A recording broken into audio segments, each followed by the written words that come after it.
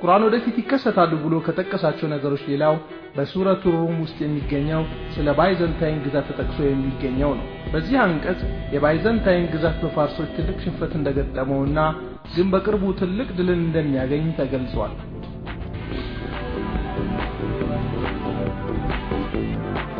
ሩም ተሸነፈች። በጣም ቅርብ በሆነችው ምድር እነርሱም ከመሸነፋቸው በኋላ በእርግጥ ያሸንፋሉ። በጥቂት ዓመታት ውስጥ ያሸንፋሉ።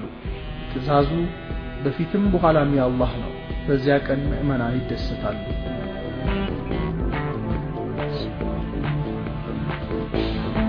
ይህ አንቀጽ የወረደው በ620 ክፍለ ዘመን አካባቢ የክርስቲያኖች ግዛት የነበረው ባይዛንታይን በፋርሶች ተሸንፎ ኢየሩሳሌምን ካጣ ከ7 ዓመት በኋላ ነው።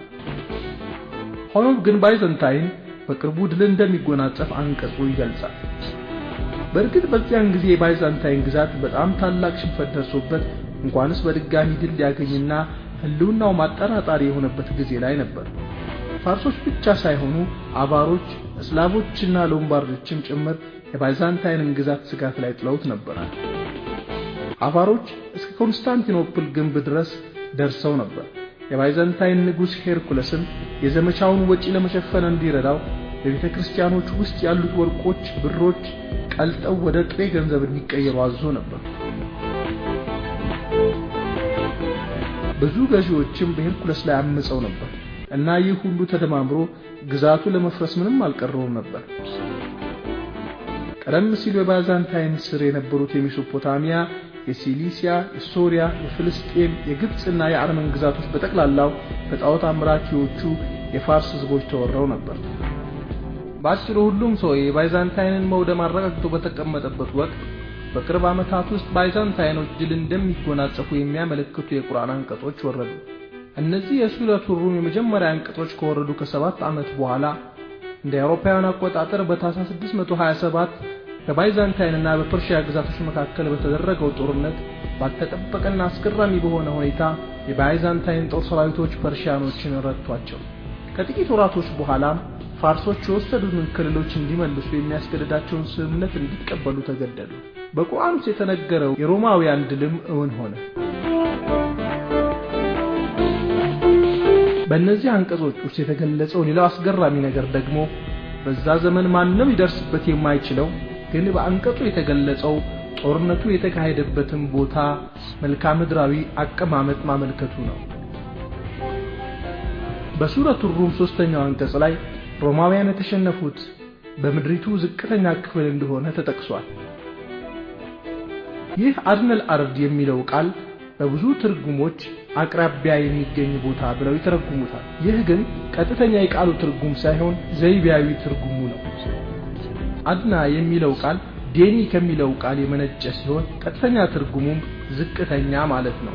አርድ ማለት ደግሞ ምድር ወይም ዓለም ማለት ነው። ስለዚህ አድነል አርድ የሚለው አገላለጽ የዓለም ዝቅተኛ ቦታ ማለት ነው።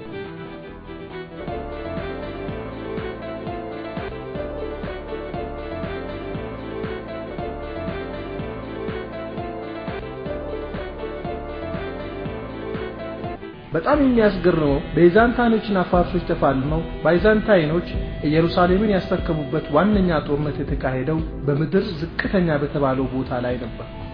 ይህ የተጠቀሰው ቦታ ሶሪያ፣ ፍልስጤምና ዮርዳኖስ በሚዋሰኑበት ቦታ ላይ የሚገኘው የሙት ባህር የሚባለውን ሐይቅ ያካበበ መሬት ነው።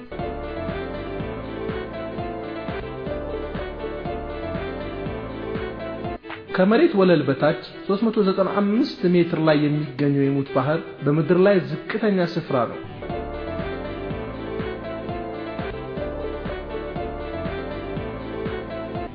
ይህም የሚያሳየው ባይዛንታይኖች የተሸነፉት ልክ በቁርአን አንቀጾች ውስጥ እንደተጠቀሰው በምድራችን ላይ በሚገኘው ዝቅተኛ ስፍራ ላይ መሆኑን ነው።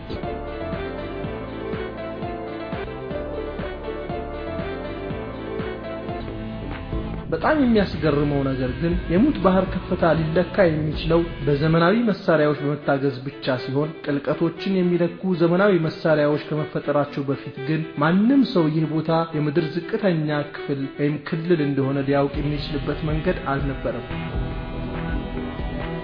ሆነም ግን ቦታው በምድር ላይ ካሉት ቦታዎች ሁሉ ዝቅተኛ እንደሆነ በቁርአን ተገልጾ ነበር። እናም ይህ ቁርአን መለኮታዊ መጽሐፍ እንደሆነ ተጨማሪ ማስረጃ ይሆናል።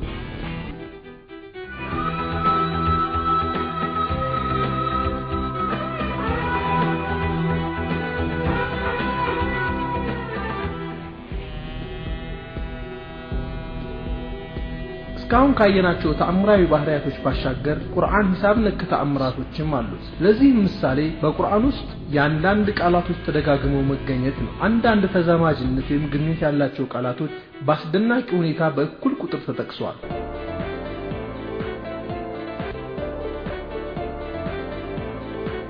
በመቀጠልም እንደዚህ ያሉ ቃላቶች ስንት ጊዜ ተደጋግመው እንደተጠቀሱ እናያለን። ቀን የሚለው ቃል በነጠላ መልኩ 365 ጊዜ ተደጋገመ ሲሆን ቀኖች ወይም ቀናት የሚለው ጥንድና ብዛትን በሚያመለክት መልኩ ደግሞ 30 ጊዜ ተደጋግሟል። ጨረቃ የሚለው ቃል 12 ጊዜ ተደጋግሟል። ቅጣት የሚለው ቃል 117 ጊዜ ሲደጋገም በአንጻሩ ደግሞ የቁርአን መሰረታዊ ዓላማ የሆነው ምህረት የሚለው ቃል ደግሞ 234 ጊዜ ተጠቅሷል። ይህ የሚያሳየው ምህረት የሚለው ቃል ቅጣት የሚለው ቃል ከተጠቀሰበት ቁጥር በላይ በእጥፍ እንደተጠቀሰ ነው። ምድራዊ ህይወት እና ከሞት በኋላ ያለው ህይወትን የሚገልጹት ቃላቶች ሁለቱም በእኩል 115 ጊዜ ተደጋግመዋል።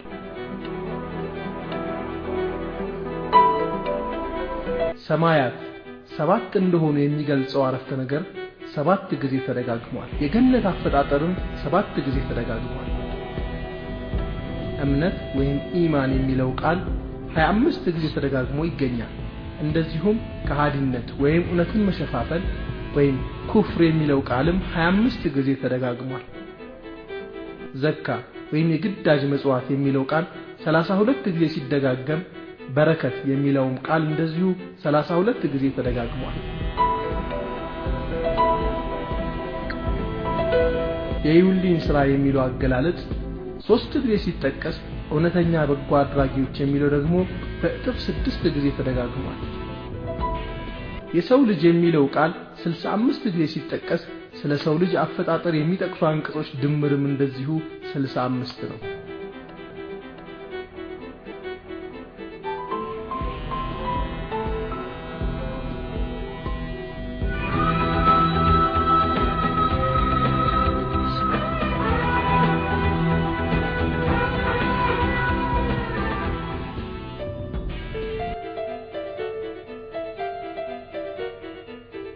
እስካሁን ካየነው የምንረዳው አጠቃላይ እውነታ ቁርአን በወረደበት ወቅት በጊዜው ማንንም ሊያውቀውና ሊደርስበት የማይችልን እውነታ መግለጽን ነው። በቁርአን አንቀጾች የተገለጹት እውነታዎች በሙሉ እውነት መሆናቸውም ጊዜ ባፈራው ቴክኖሎጂ ሊረጋገጥ መቻሉ አይተናል። በእርግጥ ይህ ቁርአን የሰው ንግግር እንዳልሆነና ፍጹም ኃያል የሆነው ዕውቀቱ ሁሉን ነገር ያጠቃለለውና የሁሉም ነገር ባለቤት የሆነው የፈጣሪ ቃል ለመሆኑ ግልጽ ማስረጃ ነው።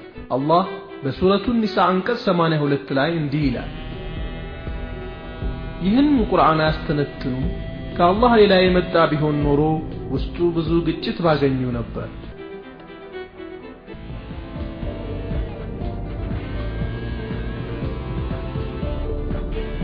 በቁርአን አንቀጾች መካከል መዘበራረቅ የለም፣ አንዱም ካንዱ ጋር አይጋጭም። ከዚህ በተጨማሪ እያንዳንዱ አንቀጽ የያዘው ተአምራዊ መረጃ ከቀን ወደ ቀን እየተጠናከረ ይሄዳል። ታዲያ ከሰው ልጅ የሚጠበቀው ይህንን ከፈጣሪ የተላከውን መለኮታዊ መጽሐፍ በሙሉ ልብ ተቀብሎ አንድና ብቸኛ መመሪያ አድርጎ መያዝ ነው። አላህ በሱረቱል አንዓም አንቀጽ 155 ላይ እንደገለጸው ይህ ያወረድነው መጽሐፍ ነው፣ የተባረከ ነው፣ ተከተሉትም፣ አላህንም ፍሩ፣ ምህረት ታገኙ ዘንድ ይከጀላልና ይላል።